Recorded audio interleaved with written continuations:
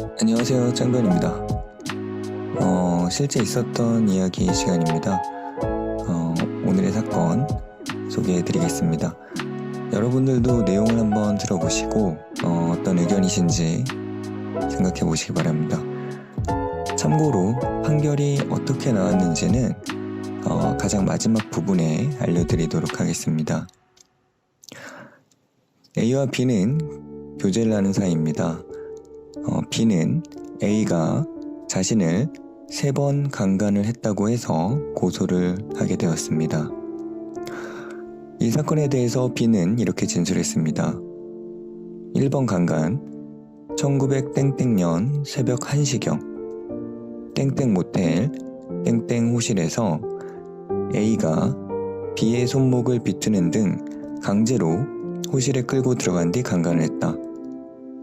2번 강간, 1900땡땡년 1번 사건으로부터 약 일주일 정도 뒤입니다.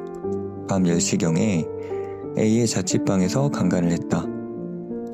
A가 전화를 해서 카페에서 만나자고 하였고 카페로 나가니 억지로 A의 자취방에 끌고 가 강간을 했다. 3번 사건, 위 2번 강간 사건으로부터 약 2주일 뒤에 밤 11시경 A가 B의 집에서부터 B를 끌고 A의 자취방으로 가 담뱃불로 온몸을 지지고 강간을 했다. 이에 대해 A는 이렇게 이야기합니다. B와 성관계한 거 맞다.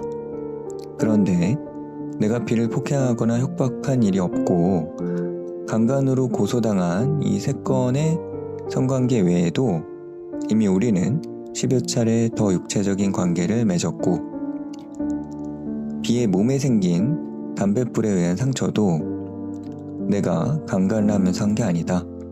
그건 어떻게 되냐면 우리는 서로 사랑하는 사이인데 B의 어머니가 내 가정환경이 좋지 않고 다니는 학교도 마음에 들지 않아서 교제를 반대했다.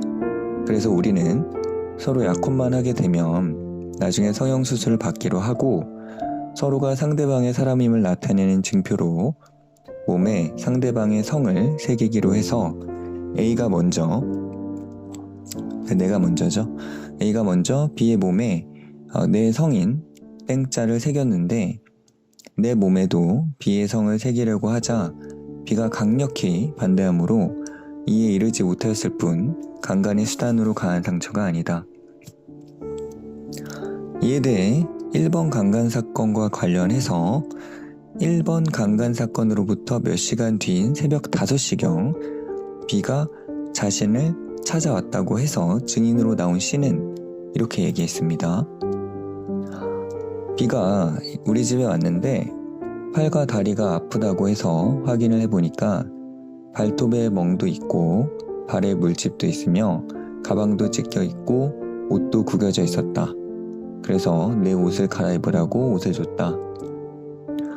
옷을 주면서 어떻게 된 일이냐고 물어보니까 A한테 팔목을 심하게 비틀린 채 끌려다니다가 모텔에 끌려 들어가 강간을 당하였다고 했다. A의 자취집 주인은 이렇게 이야기합니다. B가 그간 4차례 정도 A의 집에 와서 함께 지냈고 어떤 때는 묵고 간 적도 있었다. 식사도 함께 하기도 했는데 이 사건으로 고소하기 전날 이외에는 다투는 것을 본 적이 없다. A와 B의 관계를 알고 있는 지인은 또 이렇게 이야기를 했습니다. A와 B는 서로 사랑하는 사이로 알고 있다. 그렇게 느껴졌다.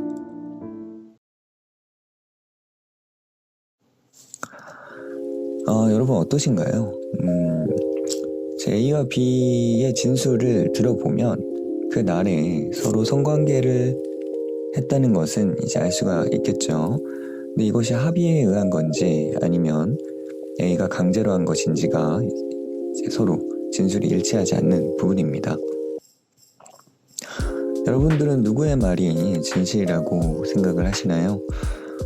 물론 지금 제가 드린 정보들이 너무 단편적이라서 이것만 갖고 판단하기에는 어려울 수도 있습니다.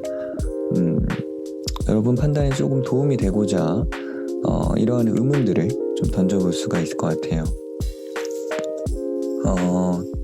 일단 첫 번째 강간과 관련해서 B가 이 A한테 끌려서 이 모텔 그 입구부터 호실로 들어갔다고 하는데, B가 혹시 그 모텔 주인한테 좀 구조를 요청할 수는 없었을까? 라는 의문이 또 생깁니다. 이에 대해서 B는 뭐라고 했냐면, 당시 주인이 방을 안내해 준 건 맞는데 내 창피해서 구조를 요청하지 않았다, 이렇게 진술했습니다. 자, 두 번째 강간과 관련해서 이 두 번째 강간은 첫 번째 강간으로부터 약 일주일 뒤에 있었던 일입니다. 당시 A가 전화로 만나자고 해서 카페에 나갔더니 강제로 자취방에 끌고 가 강간을 하였다고 진술을 했는데, 불과 며칠 전에 자신을 강간한 A를 만나지 않으면 안 될 특별한 사정이 있었을까요?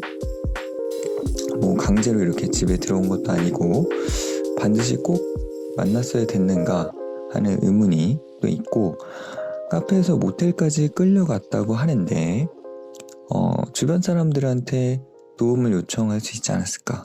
또 주변 사람들도 그렇게 강제로 끌려갔다면 충분히 좀 뭔가 문제를 제기하거나 제지할 수 있지 않았을까? 라는 생각이 듭니다. 자, 세 번째입니다. 세 번째 강간과 관련해서 역시 B, 그러니까 피해자의 집에서부터 A의 자취방까지 강제로 끌려가는 과정에서 도움을 청할 수 있지 않았을까? 또한 화상을 입고 담뱃불로 온몸을 지지는데도 구조를 요청할 수 있지 않았을까 하는 의문을 제기해 볼 수가 있습니다. 물론 강간을 당하는 피해자가 반드시 어떤 행위를 해야만 한다, 이런 틀에 박힌 사고는 굉장히 위험할 수 있습니다.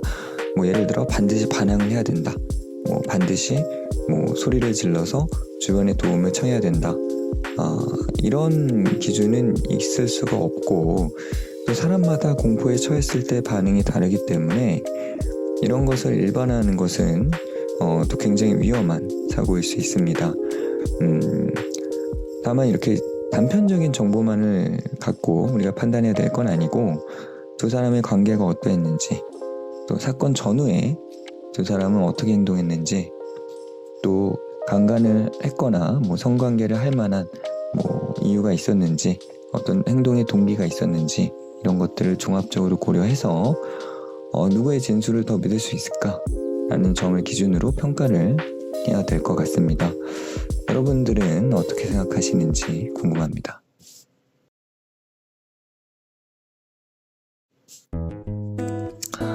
법원의 판단입니다. 일단 2심까지는 A한테 강간치상 등 범죄가 인정이 되었습니다. 그런데 3심인 대법원에서 이 원심이 파기가 되고 말았습니다. 이 원심이 파기된 데 결정적인 이유는 B의 진술, 결국은 이 진술이 핵심적인 증거인데 B의 진술이 의심이 간다는 거죠. 그래서 파기가 된 사건입니다. 자, 여러분들은 어떻게 생각하셨나요? 여러분들 생각한 대로 결과가 나왔나요? 오늘도 실제 있었던 사건에 대해서 좀 살펴봤는데요. 사실 100% 객관적 진실은 당사자들만이 알 수 있겠죠. 하지만 그렇다 하더라도 진실에 한없이 다가가려는 노력을 통해서 그날 그 사람들에게 무슨 일이 있었는지를 찾아가는 그 과정은 끊임없이 지속될 필요가 있겠습니다. 여러분, 다음 시간에 또 찾아뵙겠습니다.